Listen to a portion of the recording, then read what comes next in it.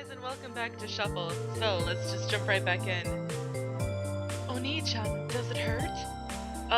No, it's more like, as I look down on my arm, sorry, excuse me. I laugh as if it's someone else. This arm is broken for sure. My arm is bent in an odd direction.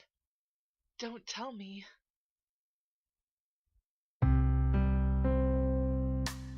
So it could have been worse? Yeah, the doctor said it broke cleanly, and it'll be healed in a month or so. As I show my left arm in the cast, I speak casually. Kaede is relieved when she hears me. I'm so glad. When I heard about it, I thought my heart would stop. It's just a broken arm. That's no big deal. A broken arm is a big deal. You need to be more careful. You always sacrifice yourself for others. Yeah, I'm sorry. Kaede's being unusually forceful, and I have to bow and apologize. To change the mood, I talk to Primula, who's sitting still while holding my cast. So Primula, you need to cheer up too. See, this is nothing. Rin-kun! Yes, I'll be more careful. I'm so sorry. Boy, you worry too much, Primula. I rub Primula's head since she looks like she's about to cry. If it's such a clean break, can't healing magic heal it? While Kaede watches us, she claps her hands as if an idea just came to her mind. With magic of Shino-sama or Sia-san's level? Primula and I look at each other. That's true. The gods are good at healing magic, aren't they? Shino no Oji-san is close to me. I completely forgot about that. I don't know about Shino-sama, but Sia-san will be sad. Kaede smiles and walks towards the phone.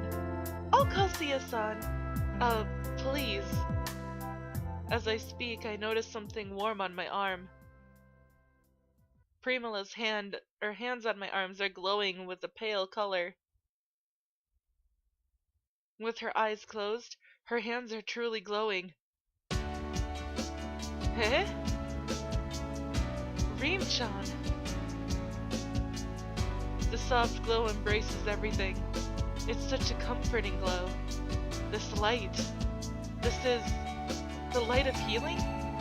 But I thought you can't do any magic, Reem-chan. I nod at Kaede's question.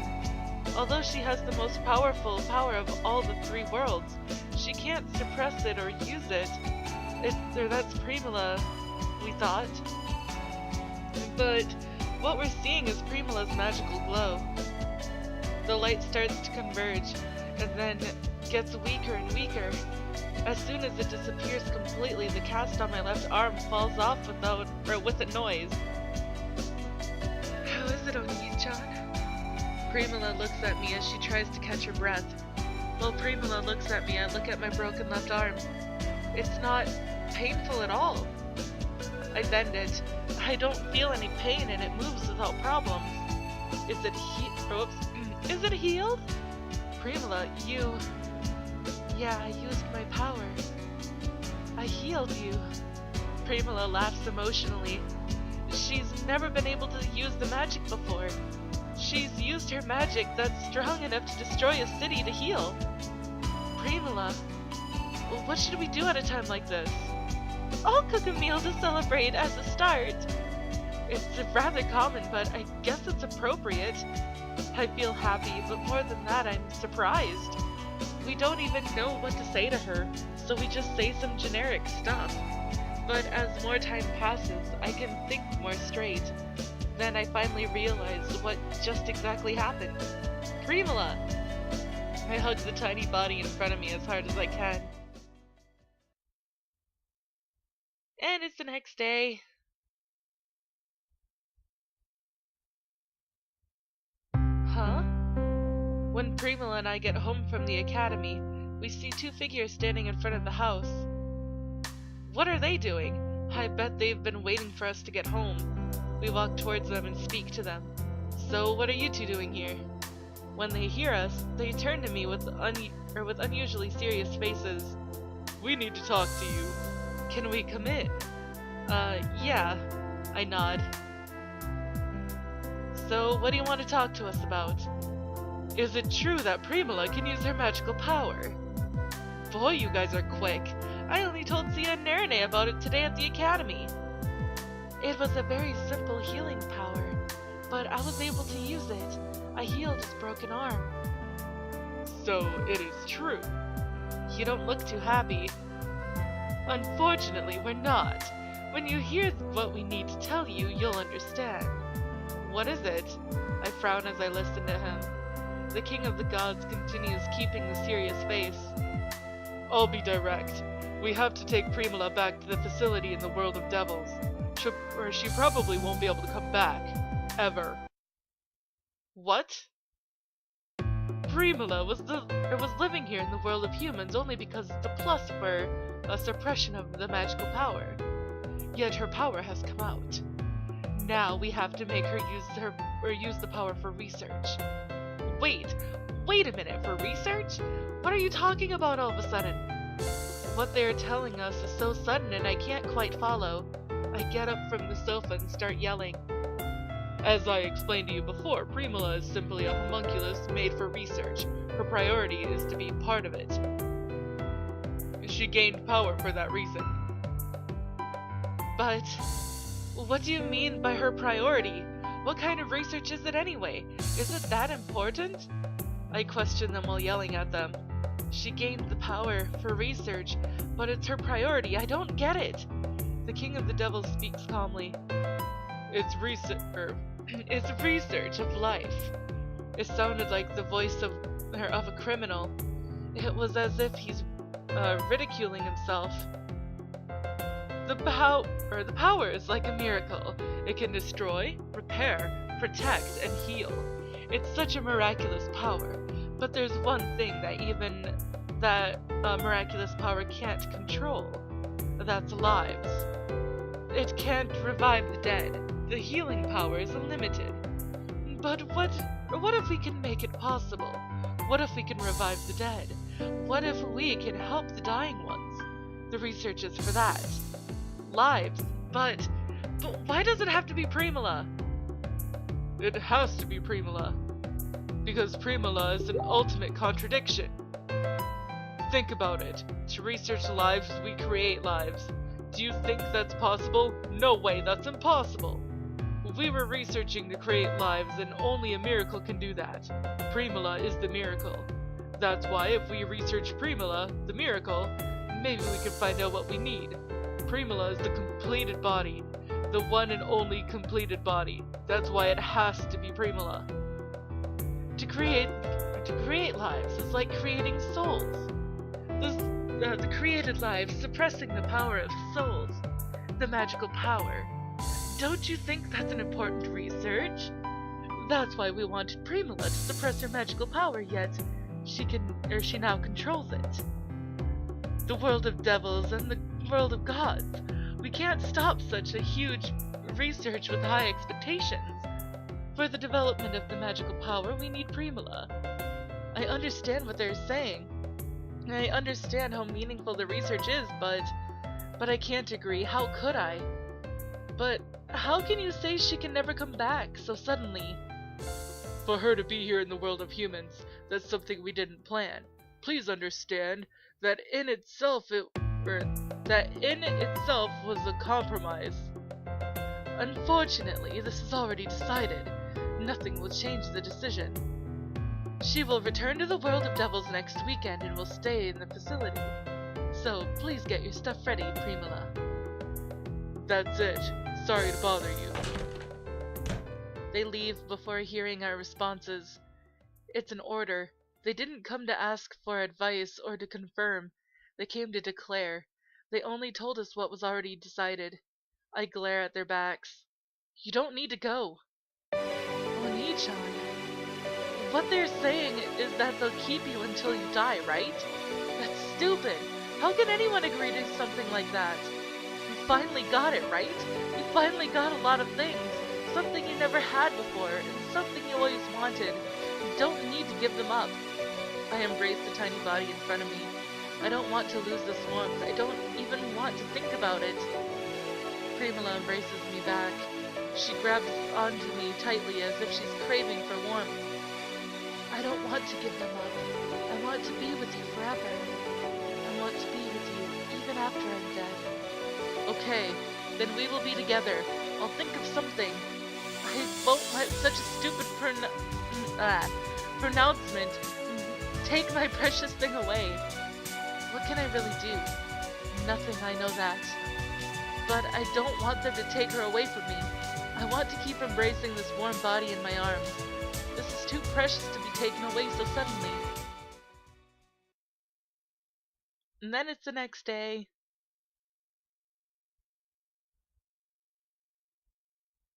No matter how long I stare at the ceiling, I can't come up with a good idea.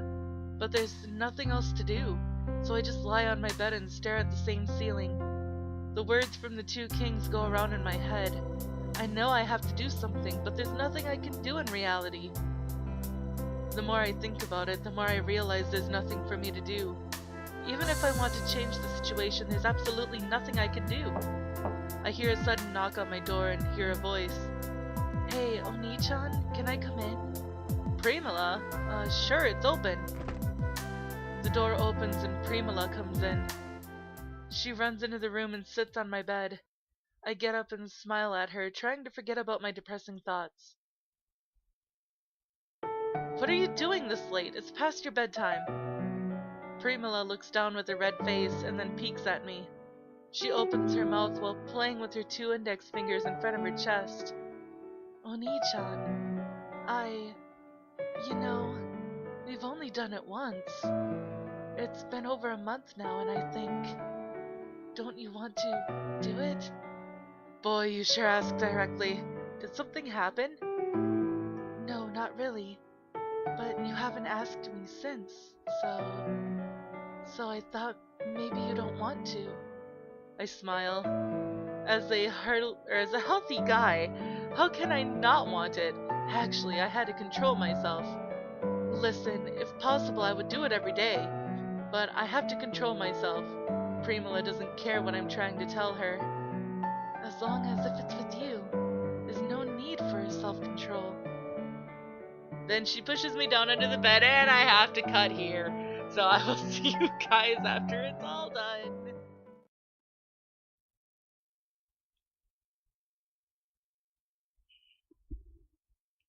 Okay guys, so that sex scene is over and there was a huge thing that had to do with the actual story in that scene that I cannot show on YouTube, which is fucking bullshit. But anyways, let me fill you in. While they were having sex, Primula put a spell on Rin to make him forget about her. And yeah, that's about it, I guess. And she promised him that she wasn't going to erase her own memory of him. So, yeah. Rin-kun, I hear a whisper. It sounds familiar, and I won't mistake whose voice it is. Rin-kun, it's already past noon. What are you going to do? Will you sleep in more? I hear that gentle voice every day like clockwork. I imagine the girl's smile in the cloudiness. Rin-kun! I open my eyes slowly despite the heaviness of my body. There's a girl with two purple pigtails. Good morning, Rin-kun. Oh? What's wrong? Nothing. Did you have that hairstyle before?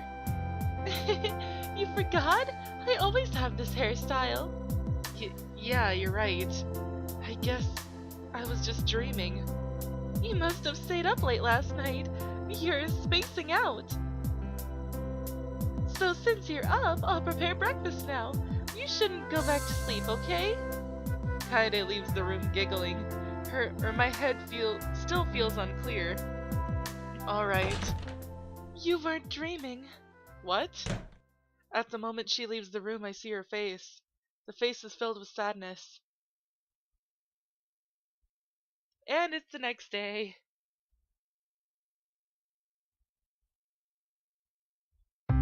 The sunlight from the window still feels hot, even though it's already late summer.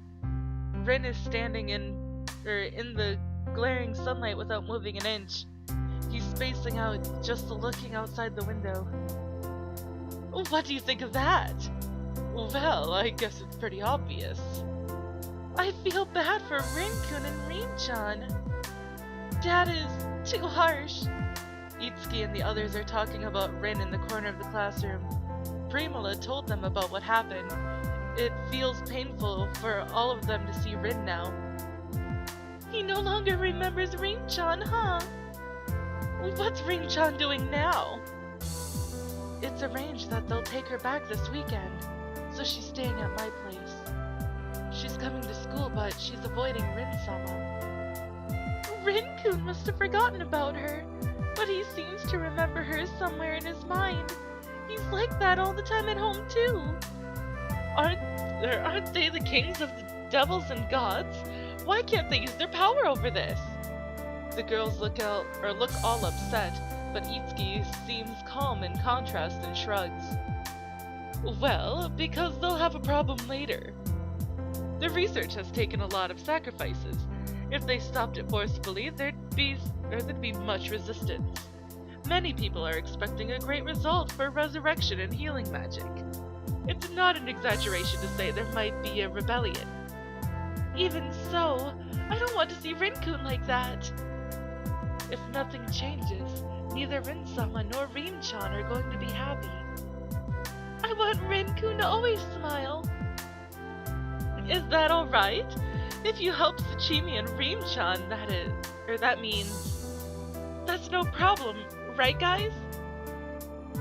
Right, that's the way it's always been. But, is that really alright? No problem, we have an actual example here. Sounds like Tsuchimi-kun's going to have some trouble. Mayumi is worried about Rin with her wicked smiles. Itsuki looks at Rin as if he's planning on something while correcting his glasses position. If he's already in trouble, another hurdle wouldn't be too much to handle. What? He has to get over just 2 problems. Itsuki grins. The girls look at his smile suspiciously. The Fuyo family's living room is filled with an unusual atmosphere. Usutoma and Forbesi look calm as usual. Mayumi, Lysianthus, Narine, Kaede, and Itsuki are facing them. Though the 4 girls look tense, Itsuki is wearing a relaxed smile. So, what do you want to talk about? Looks like it's something serious. Well, I can kind of guess what it is. Are you alright without Rindono? They smile as though they know everything, but Itsuki doesn't falter. That's no problem, actually. This talk should be done without him. It's about Primula, isn't it? I'm curious about what you're going to do without him. So, is it really impossible for Rin-chan to stay? Forbesi looks into Kaede's eyes and shakes his head slowly. It's very unfortunate, but this is a problem of the whole world of gods and devils. I understand your feelings, but we can't do anything about it. We could use your political power, we could use our political power to interrupt it, but we're afraid of the consequences. So, it's agonizing for the both of you as well, huh? Mayumi sounds harsher than Kaede for some reason. Oh, you sound a bit harsh, girl. We're not doing this because we want to, you know. We have to make decisions for the good of our worlds, not for our own, you know. Unless we have a convincing reason, we can't take any action. We shouldn't. They put on self-scornful smiles. Their expressions show the dilemma of decision-making. So, why don't we create that convincing reason? Itsuki crosses his fingers. Both kings show curiosity in Itsuki's confidence. What do you mean? Sounds like you're thinking of something interesting. Wouldn't you want to play a game with us? A game? Itsuki nods slowly and surely. I see, that does sound interesting. Isutoma and Forbesi seem intrigued by Itsuki's proposal, and they're smiling. Then, the king of the gods shakes his head with a frown and leans over. There's a problem. A problem? What about the stakes? You'll be satisfied if you win, but we'll have to have something as well if we win. I don't see that in this game. The game makes sense only when there is both risk and return. Nobody would play for a bet without any return. Especially the kings wouldn't play just for fun. But this is all the time that I have for this episode, guys, so if you liked it, please give it a big thumbs up down below. And I will see you in the next video. Bye-bye!